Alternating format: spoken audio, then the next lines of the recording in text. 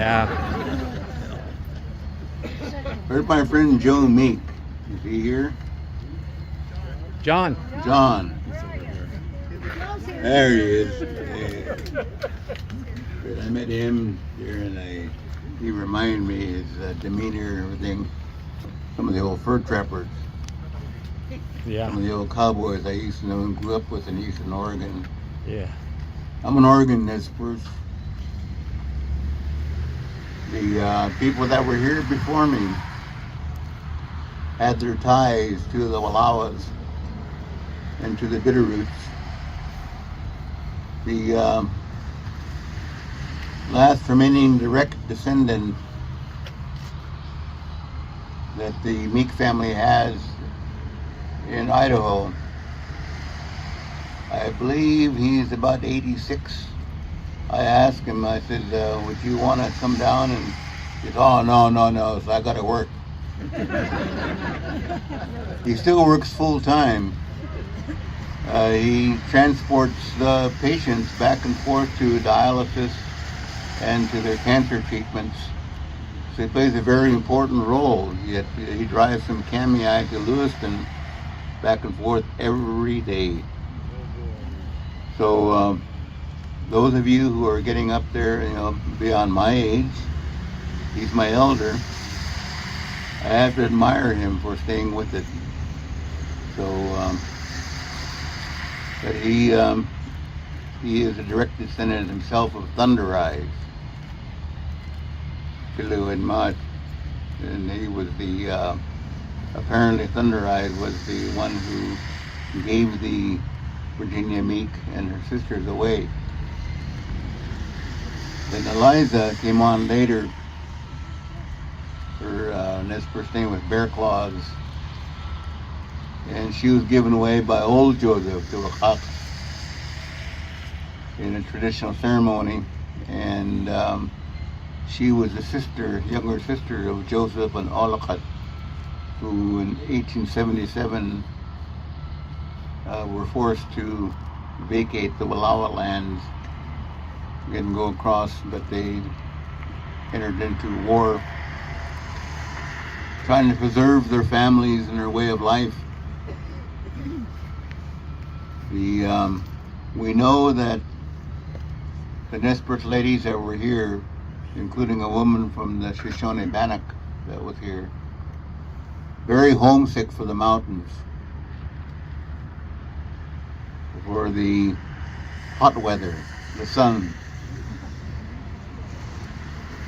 But where we come from, where they came from, they had 4 distinct seasons. And so each one had a certain significant role to play in our way of life. In Oregon vernacular, called Tamalwit. Idaho is Tomwit. So the circle of life that dictates what we did as Nemipu, Nez-Perce people, was started by the fish runs. And that signified what you did each year upon your planting seasons, your gathering seasons, your burning seasons.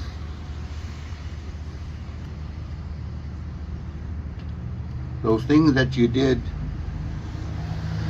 in order to conduct your lives in the way the Creator intended for you to do.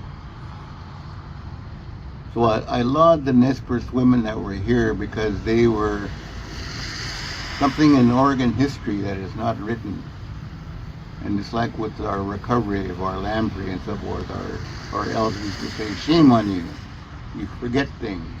You forget those things that give us life, that brought us the ability of having trade, how we survived. They brought those concepts to things they did when they were left with the taking care of the children and the land, the religion and the government. Today we are trying to preserve the integrity of our Methodist Church that is a part of our culture. They split from the Methodist organization and went under the tribe, and the tribe is going to purchase the land and the church will become a united, independent Methodist church controlled by the Nez Perce tribe. And so all the support and the things that we did, we're trying to do the best that we can with what's happened there, supporting the people who are part of that. We have members of the congregation that are part of the Circle of Elders. They're in their 80s, late 80s, and they're working every day trying to control the outcome of the church. And I would imagine that those things happened here. They had a church that was built with a belfry but no bell. They couldn't afford it. We have a church with a bell that doesn't ring anymore. For funerals, for get-togethers, for congregations to be noticed that there's going to be a service. All the music of the bells as they did that no longer echoes in the valley. So here, what we have intended to do, is to memorialize the attempts of these people to look out for their families, including their husbands who were still off doing things, whatever they did as mountain men and as men do, even their wives at home.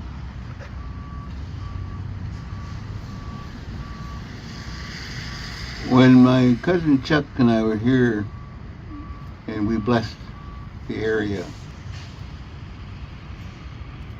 whatever the ground penetrating radar and so forth failed to bring up, Chuck saw the graves instantly. He knew where they were at. We could read the land. We've done this many, many, many, many times when we've gone out to archaeological digs and we've located it where the machines couldn't. We did it by human intuition, eyes, feelings, prayers. Things would come to us, whether it be in our dreams, whether it be our sequences of visions. So we got used to using our own internal radar. So he saw them. He saw, there's graves right there. There's 3 in a row. There's several more at the foot. But I see where corporate America again has reached its tentacles across the land and done things that without asking. I know how it is. I spent years in California working for industry. Sidewalk to sidewalk. They take what they can to put it together. They cover memories. They cover cultures. Whether it be from society itself or tribal or both.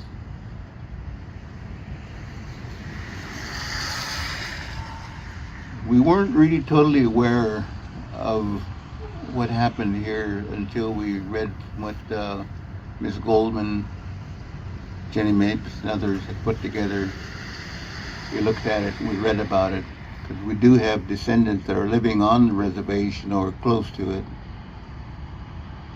Meek families. In fact, I'm on the Nez Perce Athletic Commission. I'm still active yet. I have to work all the time. We had a fighter, MMA fighter. Little guy, he kind of looked like Joe Meek, or John. He come out there and he knocked out his opponent, first round. Come on, be darn, that guy is a rangy little fighter. And he was Meek. His name was Hiram Meek. So get that. So they're still active on the reservation. They come in and out of Lapway, go to the clinic. They come down and they take advantage of some of the services. And so now we have one that's an acknowledged fighter. And so I thought that was pretty. I talked to the guys about that and told them what was happening here. So there's not much awareness. We're trying to talk more about that with our younger people so that they're aware and they can come down and see this. And so long as we have our historians that are still alive and kicking and working, we would like them to eventually help our young people out so that they know that they have a piece of history that needs to be preserved by our people, but also hopefully by the Oregon people, that it becomes a part of the school history.